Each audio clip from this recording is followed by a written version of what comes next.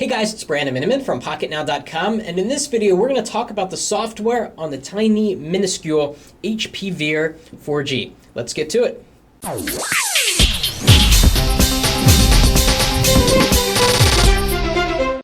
Okay, so I've got both the Pre 2 out and the Veer 4G because we're going to compare them. The Pre 3 has a faster processor, 1 gigahertz with 512 megabytes of RAM, whereas the Veer 4G has an 800 megahertz processor with the same amount of RAM. So presumably the Pre 3 should be faster than the Veer 4G. In fact, it should be the fastest WebOS device out there right now until we get the Pre 3, which comes out in the summer, which ups the ante and across the board in terms of specifications. But until that comes out, we can compare against the Palm Pre 2, and they're both very spinny, by the way. So you might see them spin a little bit because they just have that kind of tapered edge design that makes the edges lift up so that there's a point of contact in the center. So anyhow, we'll turn these on and we're running sort of the same kind of apps. So we can do a direct comparison, and also so you can get an understanding for the screen resolution. Of course, WebOS has that fantastic notification system, pops up on the bottom. When you don't want it, you just flick it away and boom, the screen expands to fit the entire area. Really awesome notification system that hasn't changed. Now on these devices, we are running on WebOS version 2.1 on the Pre 2 and 2.1.2 here on the Veer 4G. So pretty much the same version of WebOS. 3.0 is shipping on the Pre 3, but for now we have 2.1 to work with here. So let's go back to the home screens, and of course WebOS has some really fantastic gestures, a really fresh, interesting UI, which they've kept up with since the original Pre. And so what we have here is really the same thing set up. I've got 3 of the same web pages in stacks. Stacks are really great for grouping together similar applications. For example, web pages here, and over to the right there is a Google Maps entry. And we can see how smooth scrolling is. Oddly, it's choppy on both, which is kind of strange. We're going to actually flick that card away and go into the web browser. So here we are on Amazon. You can move around the page. Very smooth. You can tell that you get to see more on the screen on the Pre 2 because there's a higher resolution. It's 80 pixels is the number. You get 400 down on the Veer 4G, 480 down on the Pre 2, so you get a little bit more, but it's really not that big of a deal. Where it gets kind of strange, and this was the case with the Pixie, is pinch to zoom. You really barely have any room to work with here, whereas on the 3.1-inch display of the Pre 2, you get a little bit more in terms of screen space. So let's go back to the home screen, and you can flick off individual tiles there, and we can go into different websites. Pretty smooth performance. To zoom in a little bit to get closer. And so we can flick all these off the screen. And let's just bring the Veer 4G here. Now, right now we're over H+. We're over the HSPA Plus network on AT&T. Let's run a speed test to see what kind of speeds we get. In theory, you should be able to get up to about 14 megabits per second, but AT&T never claims to be able to provide that. According to them, their HSPA Plus network should be able to do about 6 megabits per second down right now on a very good day. So if we swipe over to the right and left, and by the way, these are all customizable panels. We can rename them, slide out the keyboard, and we can call it, games, if that were the case. Okay, now you have a games panel, and this is all new to WebOS 2.1, or particularly 2.0, and we can also slide along these different items from screen to screen. You can have one screen for games, one screen for system settings, and so on and so forth. So let's go down to some benchmark utilities we have. First one is called NetSpeed. We're going to use 2 of them because we don't have the standard speedtest.net application that we like to use when we test speeds on Pocket Now. So we're going to hit start. We've got full bars here, and let's see what kind of download speeds we get over HSPA Plus. So this app is going to give us kind of a low reading, which is why we're going to test with another one. We're getting around 1.3 there, which is really 3G-like speeds, right? It's not the faster HSPA Plus speeds. And the upload speed, this app actually doesn't even do upload speed, or actually there it goes. Yeah, but it doesn't really measure it very accurately. So we're going to flick this off the screen, close that app, jump into the other one called NetSpeed.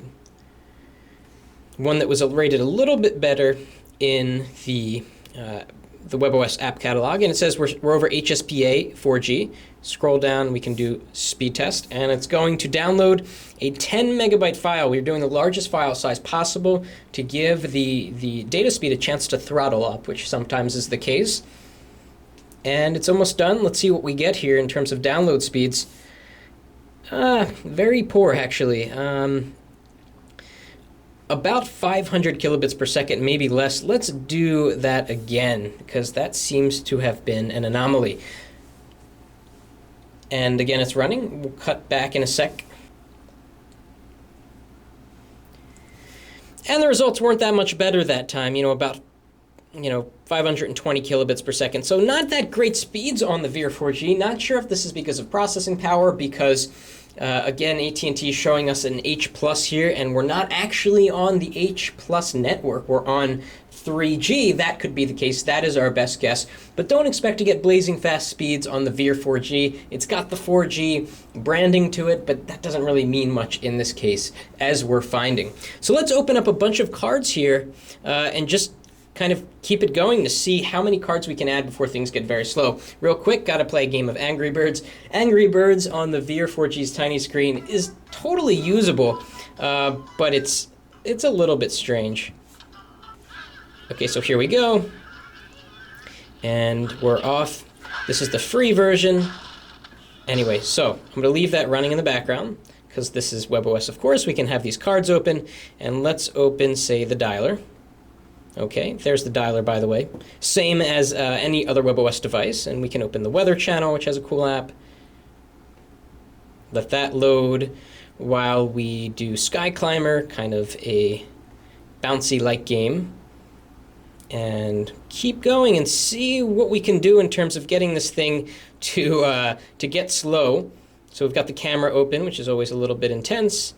We can go to the calendar. Just keep going here. Open up different apps. See what performance is going to be like after we have lots of apps open. It's keeping up quite nicely, as you can see. So let's dive into a particular website. We're going to go up to here and go to bookmarks. We're going to go to pocketnow.com. We'll go to the full version and see how long that takes to load. Doesn't really make sense to compare this against an Android phone. A lot of the Android phones now have dual-core processors. They're pretty darn fast, and it's loading right now. And actually going to turn on Wi-Fi just so we can get the fastest speed possible. Okay, there we go. And we'll put that back. It's starting to slow down, as you can see, but again, we have a lot of apps open. So it's connecting to Wi-Fi, it's thinking, it's trying to access Pocket Now, and let's close some cards. That might actually help it a little bit.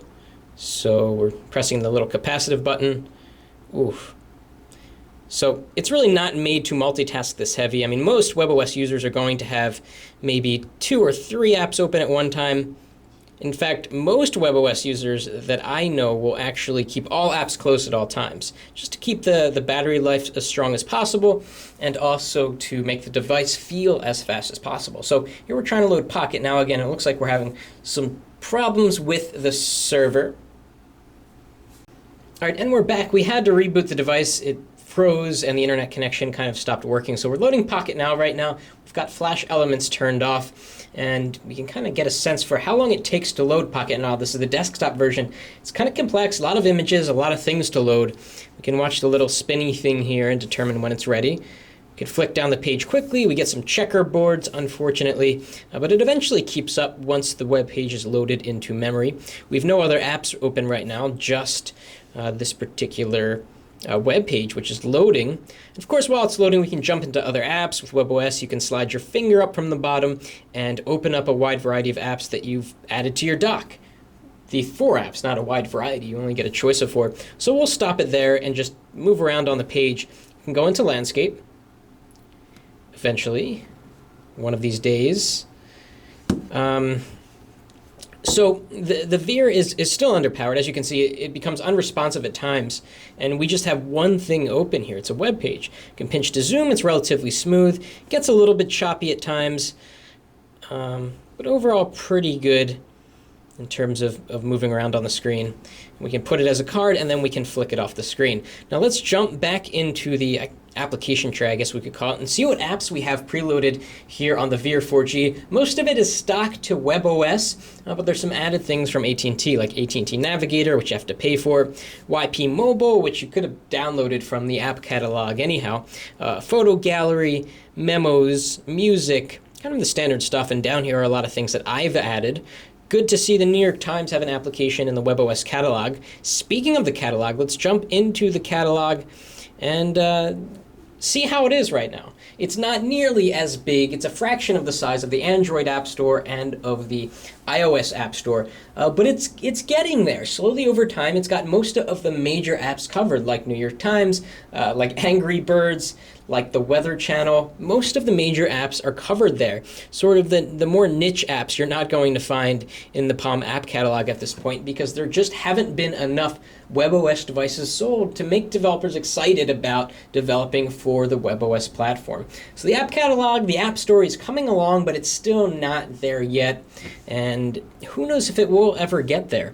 Beyond the built-in apps, WebOS is starting to feel a little bit dated. It's a mere 2 years old, coming up in actually about a couple of days. June 6, 2009 was when WebOS was first talked about, and it wasn't until a little bit later that the Pre came out. But compared to the other operating systems out there, you feel a little bit limited. I mean, this paradigm of having the app cards take place on your desktop is a really cool feature, but all of the other operating systems can multitask in a way that is more out of sight and out of mind. In Android, you tap and hold the home button. In iOS, you double tap the home button, and you can quickly jump in and out of applications. The problem here is that in WebOS, you can't use your desktop, your home screen, for anything. All you have are these cards and 4 applications. And if you want to get to more applications, you have to jump into the app tray. Most people use more than 4 applications on a regular basis, maybe 6 of them, or 8 or 10. And with iOS and with Android, you can put them on your home screen. In Android, you can add widgets. In WebOS, all you get are these cards. Now, also new to WebOS 2.0, but we saw this in the Pre 2, is the Just Type. So when you're on your home screen, some added functionality here. You slide out the keyboard and you type, iPhone, right? And it will start searching everything, whether it's Google or Google Maps or applications on your phone for iPhone, which is a nice little feature, but you get the same kind of thing in iOS if you swipe to the right, and in Android if you go into the Google search widget. It's nothing new, nothing that interesting, just a little piece of added functionality. So the experience on WebOS is good. The menu system has always been very elegant, very nice. In WebOS, it just looks very polished and refined. All the sliders are pretty, the toggle switches look great, the drop downs, the way that the operating system shows you where you've tapped on the screen, all is really, really nice. It's just a matter of evolving the software, getting it to a point where it's truly competitive, not only competitive, but innovative when compared against the other offerings out there. So WebOS is what you expect it to be on the HP Veer 4G. It's a little bit slow. It still hasn't fixed that problem of being laggy when it's loading a big website, or slowing down when you have a lot of apps open. It's a pleasant operating system. It's not made for power users at this moment in time. Hopefully when the Pre 3 comes out, that story will change a little bit, as that will have more power under the hood. We'll have a full review of the Veer 4G on Pocket Now coming up soon. If you like this video, please give us a thumbs up, and thanks for watching. That's it for now.